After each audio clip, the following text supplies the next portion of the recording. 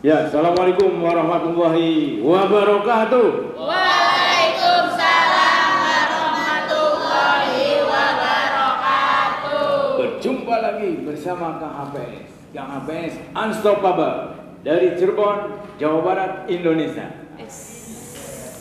Utara, apa itu utara? Urip itu cuma sementara. Selatan, sering-seringnya berselawat. Barat, banyak-banyaklah bekal di akhirat. Yang belum apa? Timur. Nah, hati-hati kalau sudah berumur. Nah, coba ada apa tuh? Ada yang ngecek. Utara, urip itu cuma sementara. Selatan, sering-sering berselawat. Barat, banyak-banyak bekal di akhirat.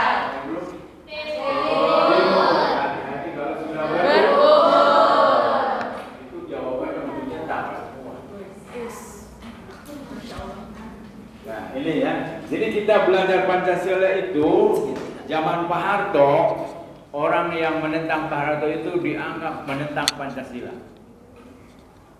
Jadi Pancasila itu dijadikan alat untuk memukul lawan politik Pak Harto dan dipenjara. Biasanya begitu. Tapi sesungguhnya secara teorinya bagus sekali. Saya pernah mengikuti penataran P4 Pancasila tingkat nasional dan paling tinggi, ya, tingkat Manggala itu. Luar biasa itu para yang menguasai tentang Pancasila ya. Berapa hari? 3 bulan.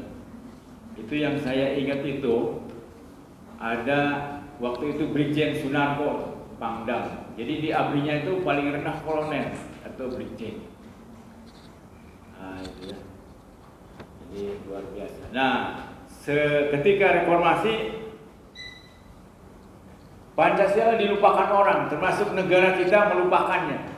Baru 2016 nih ada lagi Pancasila. Ini bukunya nih, dari negara. Nah, ini ya. Mengapa diajarkan Pancasila? Menuju kepada ini, sesuai dengan yang termaktub di dalam Undang-Undang Dasar 45 bahwa Indonesia itu harus menjadi negara bersatu, berdaulat, adil dan makmur. Ya. Apa itu bersatu? Ya. Apa merdeka? Ada yang mau mengartikan merdeka? Merdeka. Ya. Merdeka itu bebas menentukan sendiri ya. Nah, ini bersatu. Bersatu meskipun berbagai suku di Indonesia ya. Cuma ada problem kita ini. Seolah-olah bangsa Indonesia yang berhak menjadi presiden adalah orang Jawa. Ya. Wong Jawa kabeh. Nah, oleh karena itu kalau saya jadi presiden itu harus membuat peraturan. Barang siapa orang Jawa yang kawin dengan orang bukan Jawa, maka dikasih hadiah. Nah, harus begitu. Sekarang itu posisinya 41% penduduk Indonesia adalah wong Jawa. Ya, presiden Jawa semua tuh. Habibie itu keturunan Jogja dengan Bugis. Ya, orang tuanya itu satu aja. Seperti hanya Obama itu negro dan kulit putih. Itu sejarah baru. Dikira saya waktu JK nyalon itu mau menang gitu. Artinya membuat sejarah baru di mana selama ini presiden Indonesia adalah orang Jawa. JK sebagai orang Bugis atau orang Sulawesi menjadi presiden, ternyata kalah. Jadi 41%. Nah itu kalau dilaksanakan seperti yang tadi saya sampaikan, 10 tahun ke depan, kemudian 15 tahun lah, nggak ada lagi suku. Dan saya sudah mencontohkan diri, ya. Saya cucunya itu 4 keturunan, 4 suku. Saya Cirebon, istri saya Bandung. Besan laki-laki saya Madura, besan perempuan saya Jawa.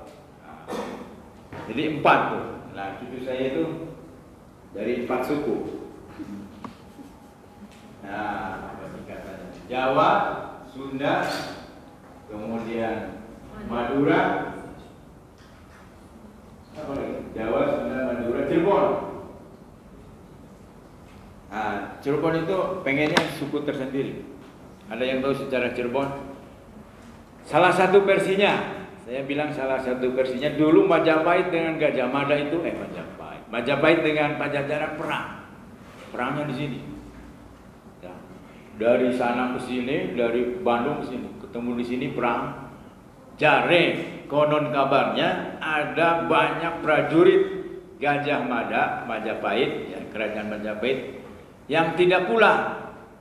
Akhirnya beranak pinak di Cirebon, jadilah Jaware, Jawa sebagian. Nah itu namanya Cirebon. Jadi Cirebon itu perkawinan antara orang Sunda dengan orang Jawa, makanya Jaware. Ya, lebih tepatnya itu di Gebang katanya dulu perang. Daerah Gebang. Ya, bersatu.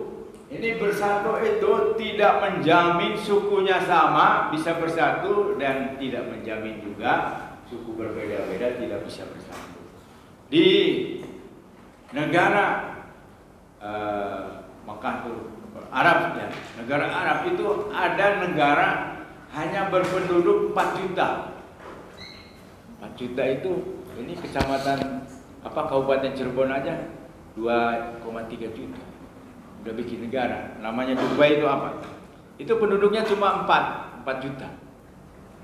Nah, ini bersatu. Berdaulat itu kita tidak dijajah. Hampir mirip seperti itu. Berdaulat berhak menentukan sendiri, ya. Tapi dalam kenyataannya kita masih dikuasai oleh Amerika. Ya. Jadi hukum kehidupan itu siapa yang kuat itu yang akan diikuti orang. Salah satu versinya adalah mengapa Freeport yang tontonan emas itu, ya, tambang emas itu dikuasai oleh Amerika. Dulu ketika Indonesia menuntut Irian Jaya atau Irian Barat menjadi bagian daripada wilayah Republik Indonesia, maka Amerika ngasih syarat Freeportnya itu harus sama saya.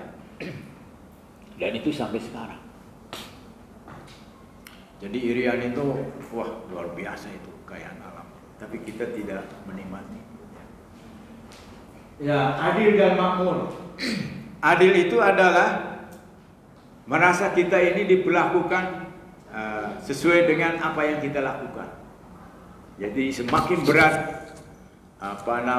kita melakukan perbuatan jahat, maka hukumnya semakin berat itu. Adil dalam arti yang luas adalah menempatkan sesuatu pada tempatnya. Itu bahasa pakemnya. Ya. Kemudian makmur. Makmur itu diukur oleh banyak ya, kemakmuran itu. Ada IPM namanya. Ada yang tahu IPM? Beli rumah yang baik. Ada namanya rasio Gini. Rasio Gini. Ada namanya tingkat pengangguran. Kemudian tingkat kemiskinan.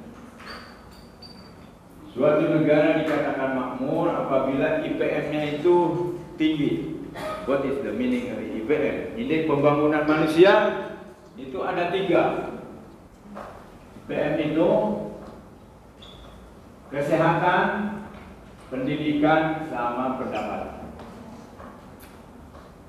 Ini harus tahu nih orang kesehatan. Indeks pembangunan manusia bidang kesehatan diukur oleh nggak belajar. Diukur oleh tingkat kematian ibu dan anak. Dan yang kedua, usia harapan hidup.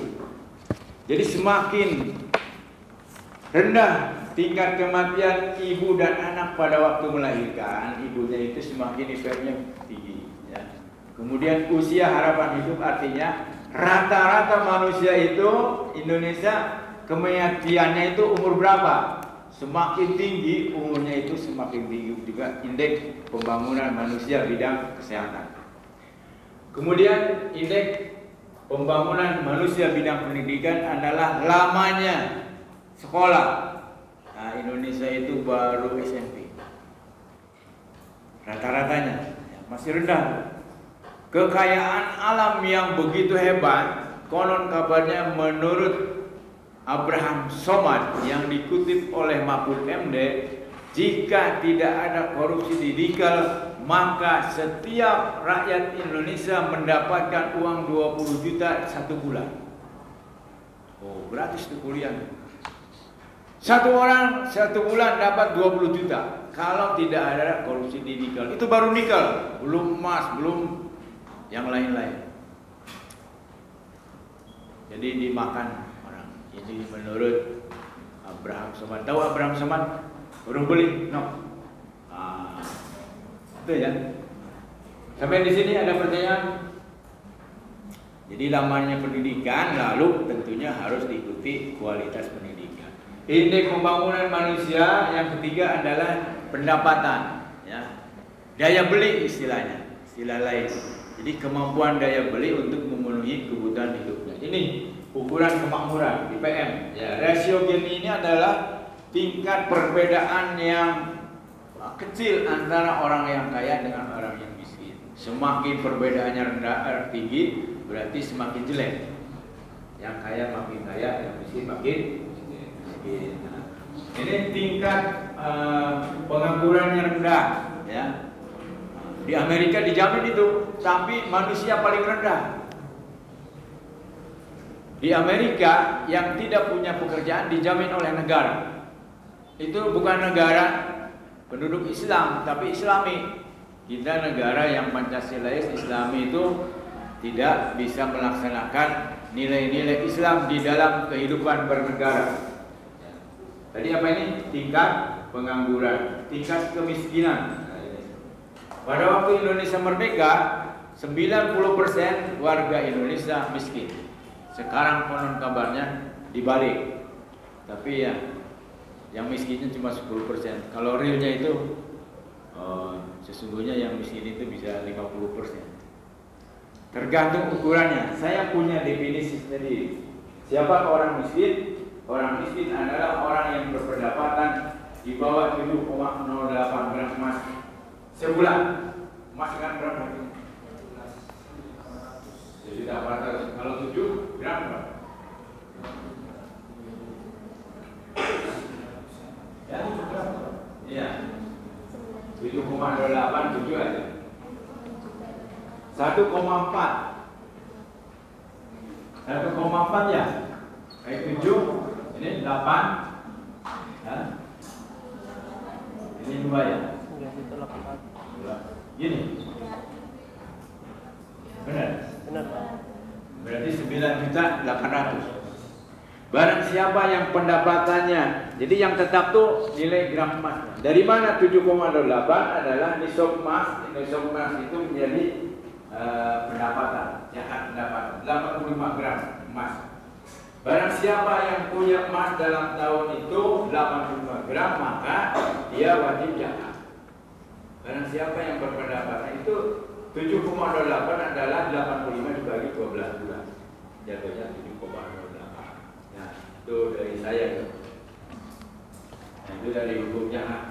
Barang siapa yang berpendapatan di bawah 7,08 gram itu termasuk orang miskin.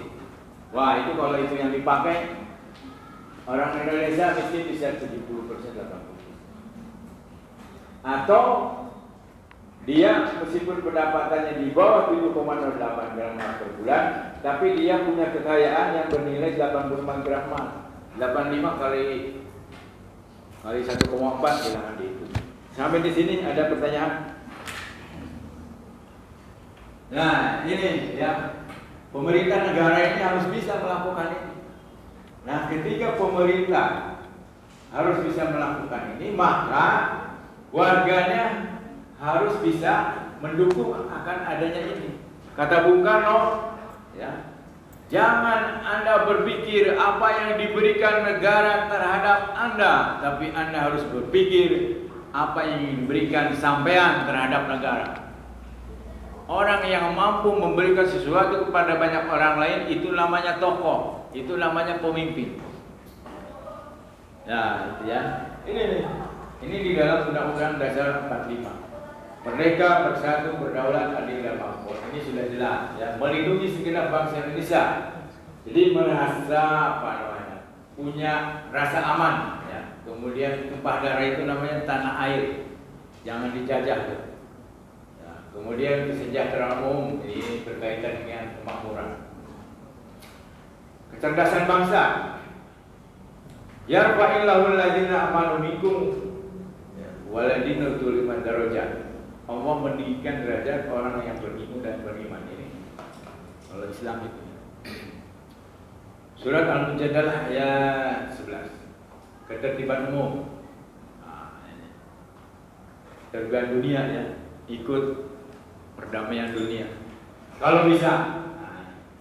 Ini kata-kata istimewa bagi bangsa Indonesia. Sampai di sini ada pertanyaan? Nah, intinya tadi dibacakan di dalam rangkuman bab 1 bahwa mengapa kita belajar Pancasila adalah dua kata, menjadi manusia profesional dan Pancasilais. Profesional dan Pancasilais. Apa yang dimaksud Pancasilais adalah kehidupan kita sehari-hari berdasarkan Pancasila. Ya. Di dalam kehidupan bermasyarakat dan bernegara ada yang dinamakan dengan hukum privat dan hukum publik. Nah, hukum privat itu seperti sholat, sesuai dengan agamanya masing-masing, ya, ke gereja, sesuai dengan agamanya masing-masing. Saya punya teman itu sejarah hidup, ada yang pernah jadi menteri, ada yang pernah jadi gubernur, ya. Ada juga yang memprihatinkan. Kalau Jumat itu ke masjid, kalau Minggu ke gereja. Itu teman saya juga. Apakah pekerjaan dia? Ya? Apa pekerjaan? Tukang parkir. Jumat di masjid, tukang parkir di masjid, Minggu di gereja. Jadi tukang parkir juga. Saya adalah keturunan dari orang tua, baik ibu kandung maupun bapak kandung, kaya raya yang kekayaannya tidak habis 7 yang saya turunan yang kedua.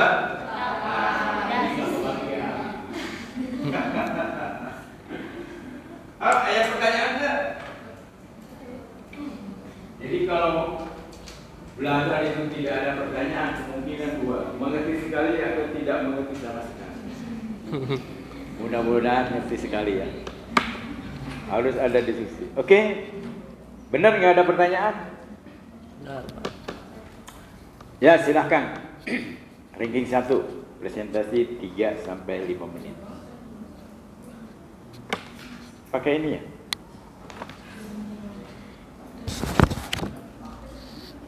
Itu.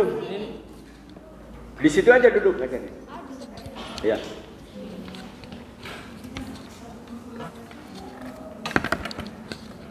Kalau bisa pointernya saja. Kalau enggak ya bacain aja. Ya. Bismillahirrahmanirrahim. Assalamualaikum warahmatullahi wabarakatuh. Baik, di sini saya akan menjelaskan apa yang ada di bab 2 dan di slide 7. Di sana itu disebutkan bahwa salah seorang pengusul calon dasar negara adalah Insinyur Soekarno. Nah, mengapa di negara kita ini perlu dasar negara? Jadi dasar negara ini sebagai landasan kita untuk kehidupan bernegara dan juga sebagai pedoman bangsa Indonesia. Bisa dibayangkan jika tanpa adanya dasar negara, sistem pemerintahan akan berantakan, kemudian akan terjadi krisis kemanusiaan, kemudian adanya ancaman hak asasi manusia, dan akan timbulnya berbagai masalah seperti masalah sosial, masalah ekonomi, masalah politik, kesehatan, dan lain sebagainya. Nah, kemudian Soekarno juga menyampaikan gagasannya tentang dasar negara ini pada sidang BPUPKI pada 1 Juni 1945. Nah, mengapa Soekarno ini menyampaikannya pada sidang BPUPKI? Jadi, pada saat perumusan dasar negara ini dilaksanakan melalui beberapa tahapan dengan berbagai kerja keras dan juga melibatkan beberapa tokoh. yang mana salah satunya itu adalah mendirikan BPUPKI yang diketuai oleh Regimen Widyodiningrat. BPUPKI ini berfungsi sebagai tempat untuk menggali aspirasi-aspirasi masyarakat Indonesia dan untuk merumuskan dasar negara yang kemudian akan menjadi dasar kemerdekaan negara Indonesia ini. Selanjutnya, BPUPKI ini juga sebagai tempat aspirasi para tokoh yang akan menyampaikan gagasan dasar negara yang kemudian menjadi cikal bakal lahirnya Pancasila saat ini. Kemudian Soekarno itu menyampaikan 5 prinsip di dalam perumusan dasar negara ini. Yang pertama itu adalah pemikiran nasionalisme. Maksudnya Soekarno ini ingin menumbuhkan jiwa nasionalisme bangsa Indonesia. Kemudian yang kedua itu pikiran internasionalisme. Di sini maksudnya Soekarno ingin mengaitkan erat antara pikiran nasionalisme dan juga pikiran internasionalisme. Kemudian yang ketiga, pikiran demokrasi. Artinya di sini Soekarno menganggap bahwa secara mutlak negara Indonesia itu dapat diperkuat dengan pikiran yang konsultatif dan juga representatif. Jadi musyawarah ini dianggap sebagai suatu sarana supaya bisa menyelesaikan berbagai masalah dan memperbaiki berbagai masalah.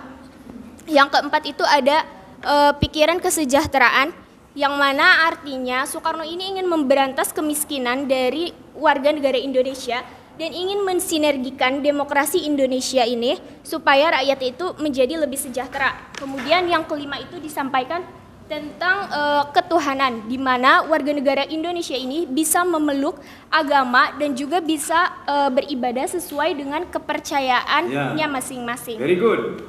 Waktunya sudah habis. Udah. Aplaus.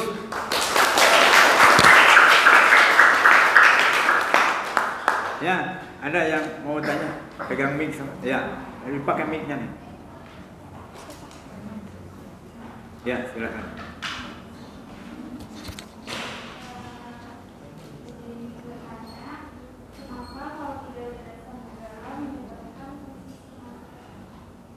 Kenapa kalau nggak ada dasar negara menyebabkan krisis kemanusiaan?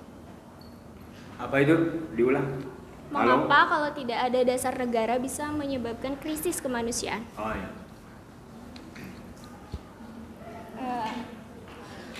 Izin menjawab. Menurut pendapat saya, krisis kemanusiaan itu artinya tingkat penderitaan warga negara Indonesia.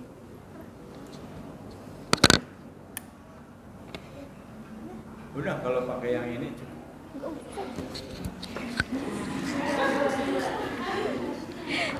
Diulang. Krisis kemanusiaan itu artinya tingkat penderitaan warga negara Indonesia ini tinggi, kemudian tingkat kematiannya juga tinggi. Jadi kalau nggak ada, kan dasar negara ini sebagai pedoman atau landasan kita hidup di negara Indonesia ini. Yang salah satunya juga ada keadilan.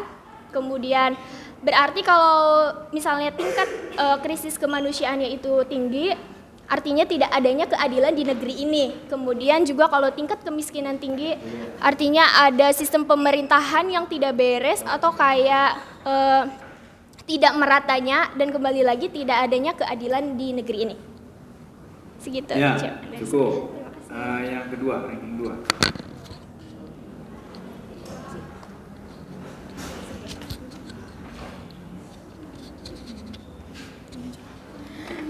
Assalamualaikum warahmatullahi wabarakatuh.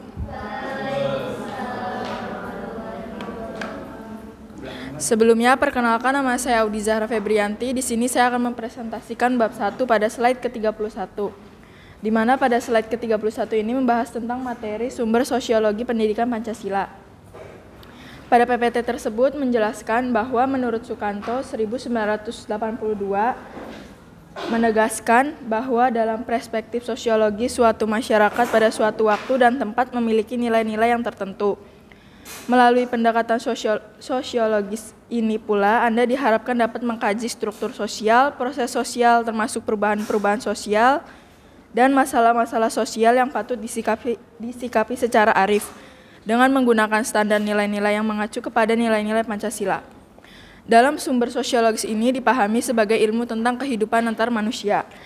Di dalamnya mengkaji antara lain susunan dan pola kehidupan sosial dari berbagai golongan dan kelompok masyarakat serta mengkaji masalah-masalah sosial, perubahan dan pembaharuan dalam masyarakat. Di mana sumber sosiologis pendidikan Pancasila merupakan sumber yang berkaitan dengan nilai-nilai Pancasila yang berasal dari kehidupan sosial masyarakat Indonesia yang beragam dan dinamis. Bung Karno menjelaskan bahwa nilai-nilai Pancasila digali dari bumi pertiwi Indonesia. Dengan kata lain, nilai-nilai Pancasila berasal dari kehidupan sosiologis masyarakat Indonesia. Pancasila sebagai dasar nilai pengembangan ilmu yang meliputi ketuhanan, kemanusiaan, persatuan, kerakyatan, dan keadilan. Makna penting lainnya dari pernyataan Bung Karno adalah Pancasila sebagai dasar negara. Bentar. Ya, cukup. Ada pertanyaan? Ya, mana? Temannya? Nggak ada? Nggak ada, Pak. Nggak salah. Jadi intisarinya apa? Satu kalimat. Gimana, Pak? Intisari dari yang tadi disampaikan tuh apa itu? Hanya satu kalimat tentang apa itu? Jadi menurut saya, Pak, kalau sumber sosiologi itu sebagai ilmu tentang kehidupan antar manusia. Ya, ini tinjauan aspek Iya. bagaimana tentang kehidupan masyarakat Indonesia. Nah, itu sosiologis. Di sosio dan logis, logos. Ya, logos itu ilmu, sosio itu kemasyarakatan. Jadi interaksi antar manusia itu namanya masyarakat. Oke, nggak ada yang tanya? Ya, apa? Yang ketiga, silakan.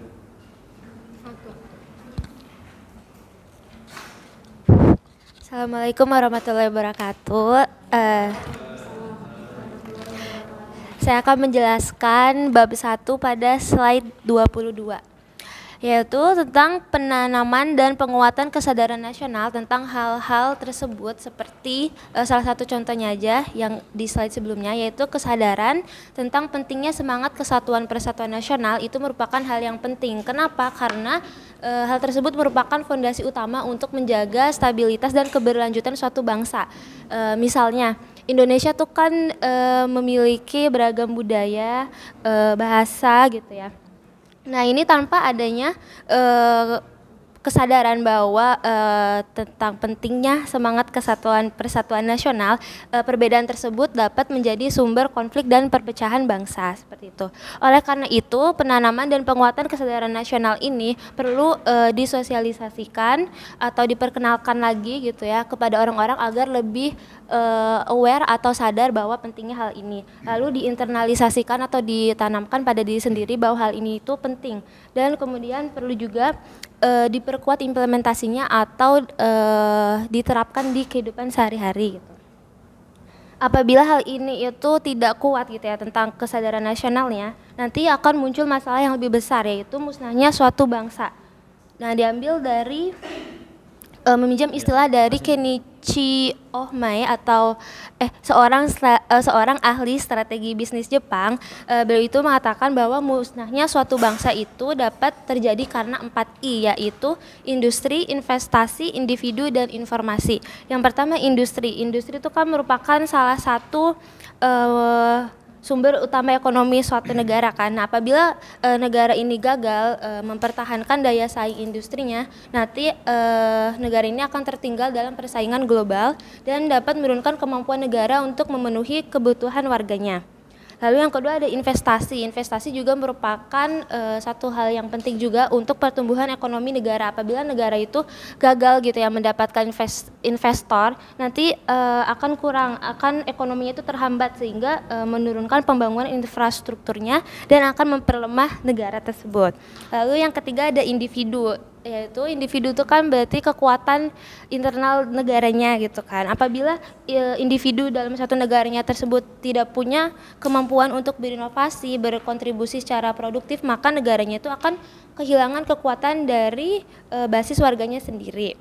Lalu yang keempat itu ada informasi.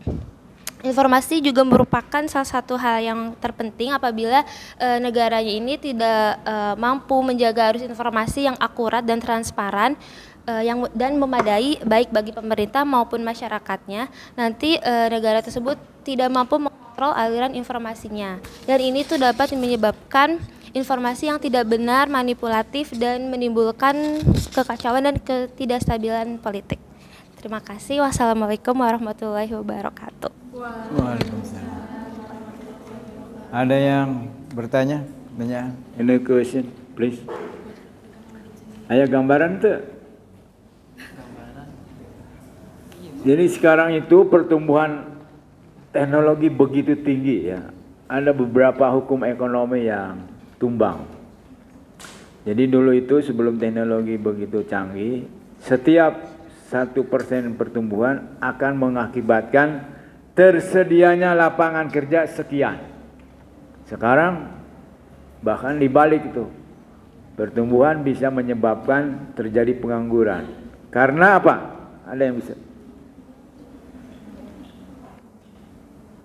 Pertumbuhan itu apa pertumbuhan? Meningkat ya, meningkat, pertumbuhan itu meningkat.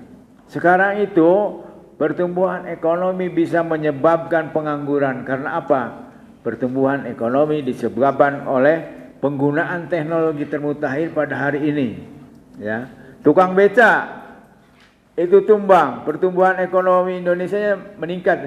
Tapi tukang beca itu kehilangan pekerjaan karena ada Grab. Ya, ada Grab motor maupun mobil. Sekarang ATM sudah mulai tutup karena orang pakai mobile banking sama apa? Cruise ya.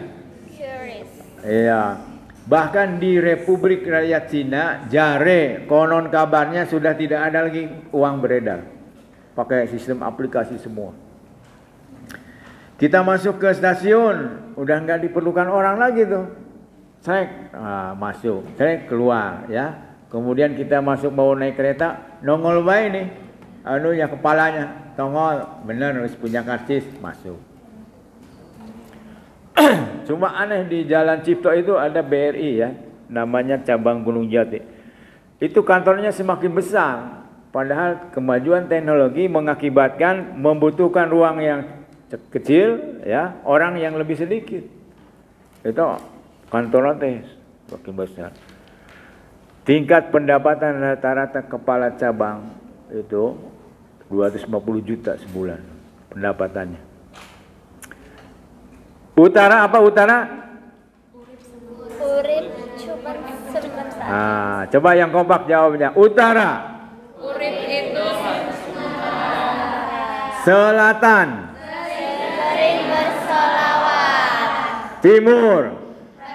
Dari dan umur. Barat.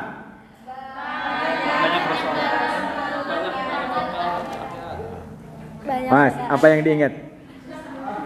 Barat, utara, timur, selatan. Mas yang ingat apa? Apa? Iya yang ingat apa utara, apa selatan? Terus selatan banyak-banyak bersolawatan. Terus timur Selatan sering-sering bersolawat. sering bersolawatan. Timur? Sering berselatan. Hati. Kalau sudah berumur. Sama baratnya barat banyak-banyaklah bekal. Coba. Utara. Kalian maning. Utara, urip itu cuma barat.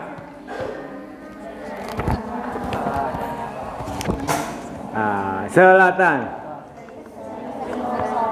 Utara. Urip itu cuma sementara. Maksudnya apa tuh? hidup cuma sementara. Ya, hidup dirinya itu cuma sementara.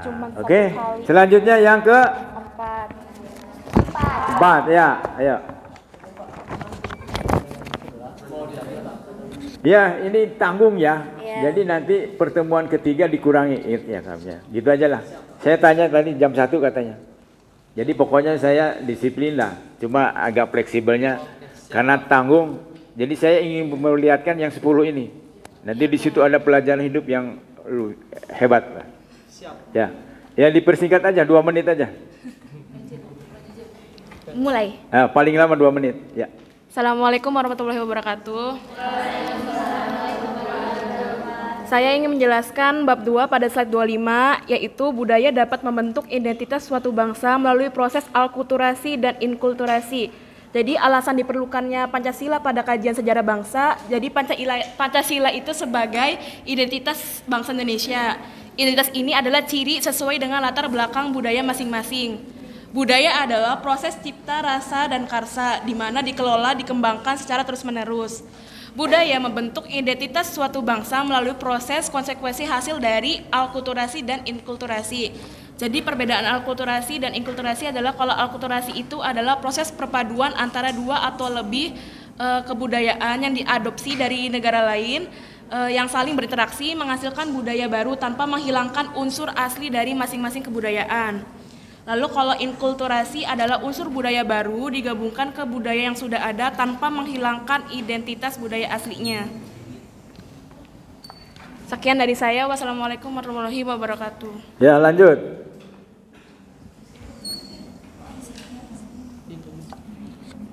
Yang keberapa sekarang? 5 ya. Baik, Assalamualaikum warahmatullahi wabarakatuh. Nama saya Adinda Faiza akan menjelaskan slide 7 bab 1 di mana di sini tuh ada contoh-contoh tentang nilai-nilai Pancasila sebagai pandangan hidup. Contoh yang pertama itu percaya kepada Tuhan dan toleran, di mana ini bunyi dari sila pertama yaitu ketuhanan yang Maha Esa. Artinya bangsa Indonesia adalah bangsa yang bertuhan dan mempercayai Tuhan, di mana menjalankan perintah dan larangan Tuhan sebagai bangsa yang religius, menjamin kemerdekaan setiap warga negara dalam menjalankan ibadah menurut agama dan kepercayaannya yang dipilih. Sebagai contoh penerapannya itu selalu meyakini pernyataan bahwa Tuhan yang Maha Esa itu ada dan selalu mengawasi semua perbuatan kita di rumah.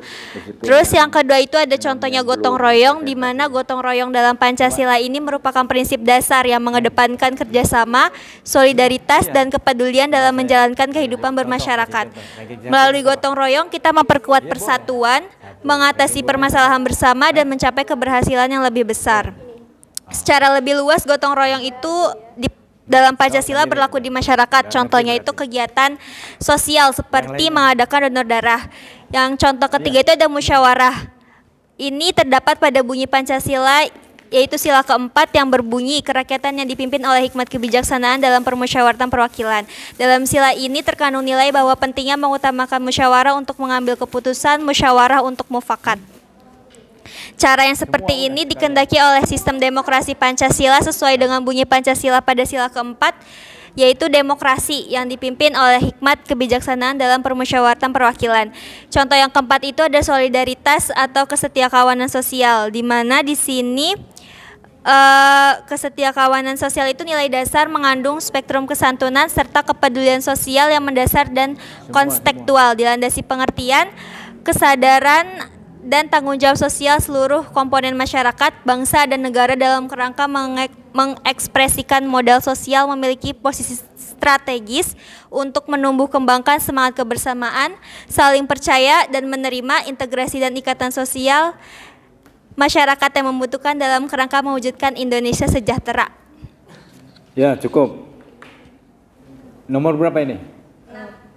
6. Ya, 6. Yang 5 maju ke depan.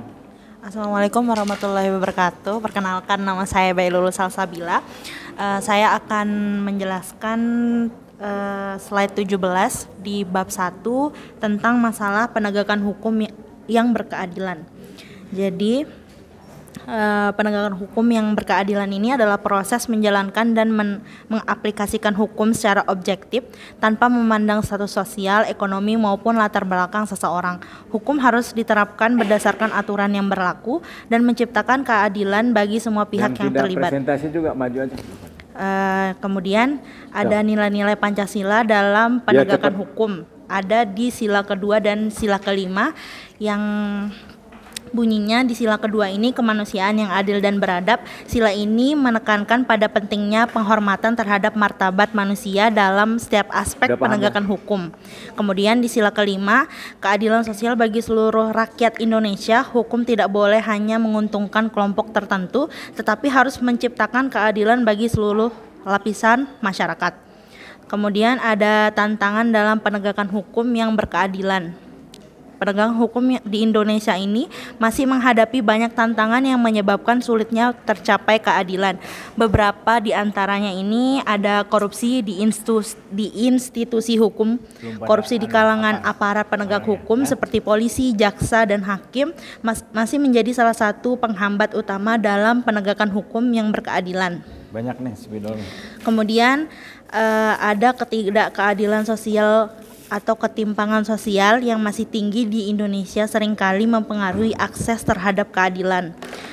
Terus ada kekuasaan dan intervensi politik dalam proses hukum, terutama dalam kasus-kasus besar juga menjadi tantangan. Kemudian solusi untuk mewujudkan penegakan hukum yang berkeadilan. Ada beberapa solusi yang dapat diterapkan untuk meningkatkan penegakan hukum yang berkeadilan di Indonesia ini, antara lain reformasi sistem hukum. Reformasi di berbagai sektor hukum perlu dilakukan untuk meningkatkan integritas aparat penegak hukum dan mengurangi korupsi. Cukup nih. Baik, Ayo sini maju. Dimas, Assalamualaikum warahmatullahi wabarakatuh. Perkenalkan, nama saya Indah Mutika. Di sini saya akan menjelaskan pada bab 2, yaitu di slide 31 tentang Pancasila sebagai pandangan hidup bangsa Indonesia. Pancasila dikatakan sebagai pandangan hidup bangsa, yang dimana artinya nilai Pancasila diyakini kebenarannya, kebaikan, dan juga keindahan dan kegunaan oleh bangsa Indonesia yang dijadikan sebagai pedoman kehidupan bermasyarakat, berbangsa, dan juga menimbulkan tekad yang kuat untuk mengamalkannya dalam kehidupan yang nyata. Kemudian Pancasila juga digunakan sebagai pandangan hidup bangsa Indonesia, maka seluruh nilai Pancasila dimanifestasi ke dalam kehidupan bermasyarakat, berbangsa, dan bernegara. Ya, cukup. Ayo semua.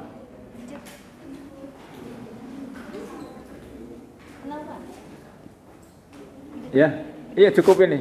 Cukup. Sadam. Habis ini Sadam yang presentasi. Oh iya, tinggal Sadam aja. Sok ganti aja. Sini. Dina dulu.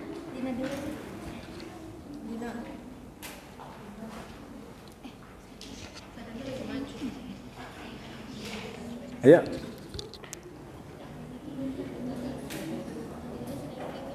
Sudah 7 semester pasti kenal. Assalamualaikum warahmatullahi wabarakatuh. Salam. Perkenalkan, nama saya Dina Sarofa. Saya akan menjelaskan pada bab 2 slide 30 tentang Pancasila sebagai kepribadian bangsa Indonesia. Pancasila sebagai kepribadian bangsa Indonesia berarti Pancasila mencerminkan jati diri dan ciri khas bangsa Indonesia yang berbeda dengan bangsa lain. Pancasila juga menunjukkan nilai-nilai yang menjadi dasar, yaitu ketuhanan, kemanusiaan, persatuan, kerakyatan, dan keadilan yang diwujudkan dalam sikap, mental, dan tingkah laku serta amal perbuatan. Meskipun nilai ketuhanan, kemanusiaan, persatuan, kerakyatan, dan keadilan juga terdapat dalam ideologi bangsa-bangsa lain, tetapi bagi bangsa Indonesia, kelima sila tersebut mencerminkan kepribadian bangsa karena diangkat dari nilai-nilai kehidupan masyarakat Indonesia sendiri dan dilaksanakan secara simultan. Beberapa makna Pancasila sebagai kepribadian bangsa Indonesia. Yang pertama itu, Pancasila merupakan jiwa bangsa yang menghidupkan dan menggelorakan semangat bangsa Indonesia untuk mempertahankan dan membangun negaranya. Yang kedua, Pancasila merupakan pemersatu bangsa. Yang ketiga, Pancasila merupakan perjanjian luhur bangsa Indonesia. Yang keempat, Pancasila membimbing dan mengarahkan perilaku bangsa dan kehidupan sehari-hari. Yang terakhir, Pancasila menunjukkan apa yang ingin dicapai atau diraih oleh bangsa Indonesia. Contoh sikap positif terhadap nilai-nilai Pancasila antara lain saling menghormati dan bekerja sama dengan penganut agama dan kepercayaan lain, tidak memaksakan kehendak dalam bermusyawarah, menjunjung tinggi hak asasi manusia dalam kehidupan sehari-hari. Sekian dari saya. Wassalamualaikum warahmatullahi wabarakatuh. Ya, di jumlah Assalamualaikum warahmatullahi wabarakatuh. Di sini saya akan mempresentasikan mengenai tantangan pendidikan Pancasila. Tantangannya ialah menentukan bentuk dan format agar mata kuliah pendidikan Pancasila dapat diselenggarakan di berbagai program studi dengan menarik dan efektif. Tantangan ini berasal dari internal perguruan tinggi, misalnya faktor ketersediaan sumber daya dan spesialisasi program studi yang makin tajam, yang menyebabkan kekurangan ketertarikan sebagai mahasiswa terhadap pendidikan Pancasila. Kurang keras suaranya. Kurang keras ya? Kayak lagi pacaran aja, harewosan. Assalamualaikum warahmatullahi wabarakatuh. Saya di sini akan mempresentasikan mengenai tantangan pendidikan Pancasila. Tantangannya ialah menentukan bentuk dan format agar mata kuliah pendidikan Pancasila dapat diselenggarakan di berbagai program studi dengan menarik dan efektif. Tantangan ini dapat berasal dari internal perguruan tinggi, misalnya faktor ketersediaan sumber daya dan spesialisasi program studi yang makin tajam, yang menyebabkan kekurangan ketertarikan sebagai mahasiswa terhadap pendidikan Pancasila. Adapun tantangan yang bersifat eksternal antara lain adalah krisis keteladanan dan dari para etis politik dan maraknya gaya hidup hedonistik di dalam masyarakat. Sekian dari saya. Wassalamualaikum warahmatullahi wabarakatuh. Ya. Ayo tuh, udah satu tuh. 3, 1, 2, 3, 9. Nah, tulis jumlahnya.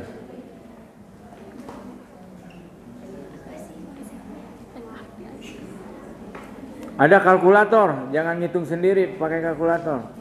Lama. Ya, itu masih kosong itu. Audi mana Audi? Ayo semua jumlah. Udah.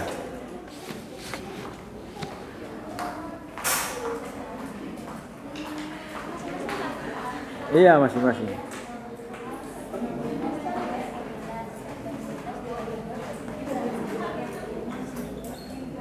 Ayo KM tinggal presentasi aja. Nggak boleh ada yang double ya rankingnya.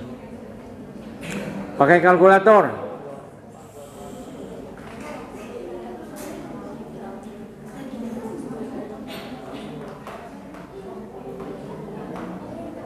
Wih, bener itu 56. Dicek lagi tuh. Hah? Kesana ngejumlahnya. Nah.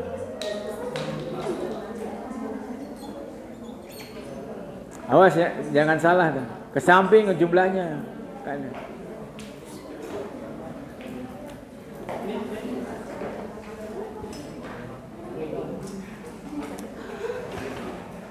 Benar itu 64.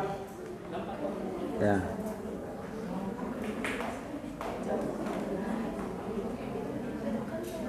Ke samping nilainya ya, jumlahnya ke samping, jangan ke bawah. Kok ke bawah?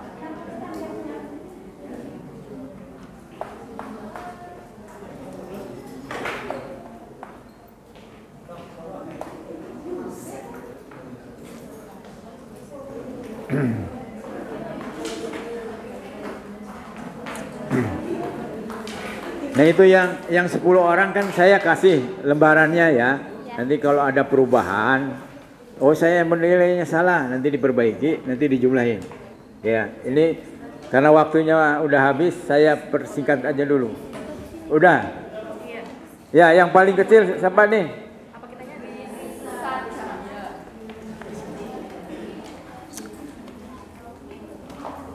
18, ranking 1. Yang kedua ini 2. Terus ini 3. Empatnya 5, 6, 4. Terus 5. Terus ini ya 6. Terus 7. Terus 8, 9, 10. Itu ada perbedaan ya. Harusnya ranking 10 tuh kalau benar ini, kalau sama bukan benar. Ini yang di sini kan. Ini yang 10. Bapak apa ini? Nanti barangkali Pak saya lagi keder nih, saya ngasih masing-masing selembar, nanti sama KM dijumlahin ya, barangkali ini salah gitu ya.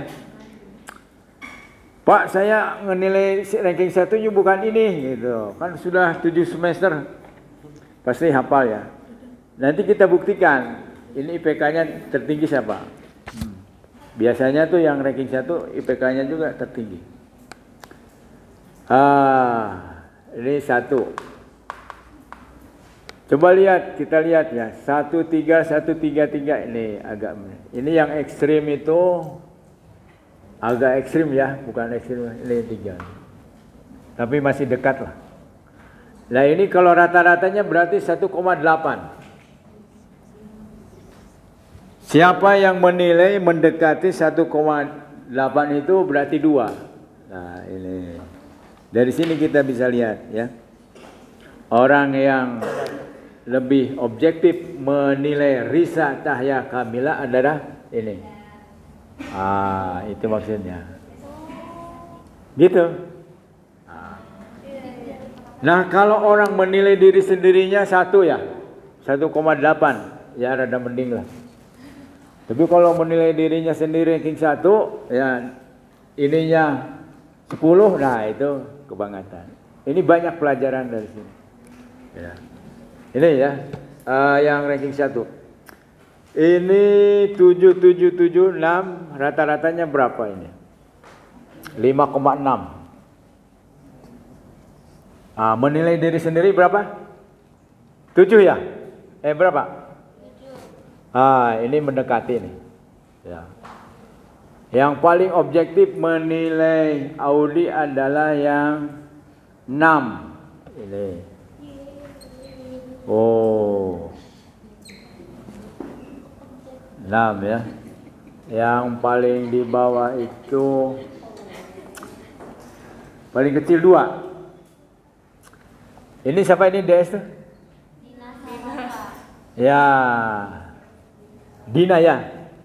Dina sok dikasih bakso sama Audi. Ya maksudnya bodorannya begitulah ya. Ini standarnya 5,6, ini 2 gitu. Nah ini termasuk ekstrim ya. Yang tepat ini yang mendekati rata-rata ini. Siapa ini? Ya, ini sama ini. Kemudian yang 21. Yang paling kecil ini rankingnya 2,3 ya. Rata-ratanya kok 2,3. Ini 4. Paling besar berapa? Nah ini 4. 5. Hah? 5. Oh ini angka 5? Bukan, samping. Oh ada. Iya. BQLS, mengapa menilai fatwa itu 5? Barangkali pernah musuhan gitu loh. Nah itu maksud saya, nanti di malam itu ya. Ini mungkin apa namanya kurang tepat, merasa menilai kurang tepat, nanti nilainya diisi ya. KM ngerti ya? Ngerti Bang. Dikumpulkan jumlah. Ini dikasih untuk yang semua. Oh iya itu juga bisa ya. Ini kosong, nanti dirangkum ke sini semua. Ini juga kosong sih Pak. Ada ya, sama aja ya. Oke, ada pertanyaan? Ada yang ekstrim melihat ini?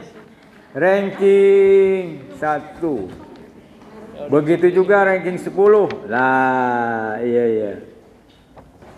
Ini nih. Iya sahaya.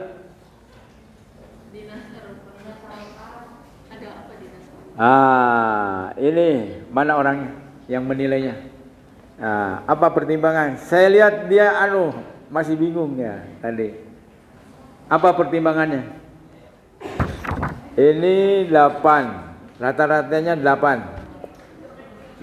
Ini menilainya 3. Jauh ya. Itu. Mana yang ini lagi? Begitu juga ini 10, rata-ratanya 7. Dekatlah.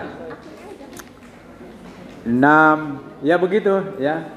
Jadi ini tingkat kebenarannya sekitar paling kecil itu 80%. Ini yang begini nih. Ini saya. Oh ini semua tuh. Seneng nih. Ya.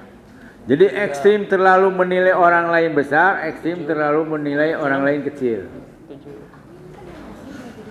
Yang menilai paling objektif nomor 4 sepo. Ini jumlahnya ini 3,1. Nah ini yang menilai 3 ini bagus nih. Tuh 3. Ya. Ada berapa nih? Tuh 2, 3, 4. Ini 5,8. 5,8 ini yang 6 lebih dekatnya. Iya tulisannya kurang itu. Coret-coret 6. Ya, nomor 6. Begitu. Ada pertanyaan dari sini? Jadi saya ingin menjelaskan pada teman-teman bahwa hidup itu adalah bersaing. Dan bersaing itu sebetulnya bersaing dengan dirinya sendiri. Apa maksudnya? Melawan rasa kemalasan, ya, kurang semangat. Penyakit orang gagal itu ada 3, tahu? Sudah lihat, ya? Kudis, kurang disiplin, kurang rapi, ya, kusem, kurang semangat. Kudis apa kudis? Kurang disiplin. Kurang apa kurang? Kurang rapi. Satunya lagi kusem. Kurang semangat. Nah itu. Oleh karena itu kalau kita hidup mau sukses harus DRS. Apa itu DRS? Disiplin, rapi dan semangat. Begitu. Any question please? Ada pertanyaan? KM catat aja ya. Saya lebih berapa menit nanti pertemuan ketiga dikurangi. Siapa? Oke ya. Apa pelajaran yang bisa diambil dari pertemuan hari ini?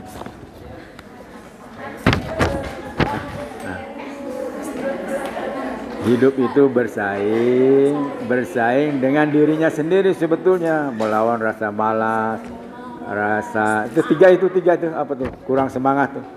Ya, kurang semangat, kurang disiplin, kurang rapi begitu. Ada yang ikut waktu baru keluar SMA itu tes ke negeri, ada?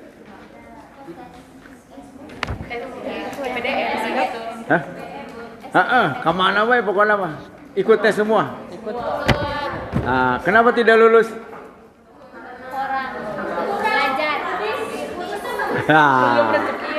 Maksud saya di dalam kepala kita itu ya harus punya keinginan. Ini farmasi itu yang bagus ITB, UI, UGM. Saya berniat sekolah S2-nya apoteker ya? Bukan S2 lagi ya? Apoteker ayah di ITB ayah. ITB ayah, UI ayah, UGM doang. Saya harus jadi apoteker lulus dari ITB atau UI atau UGM. Wassalamualaikum warahmatullahi wabarakatuh.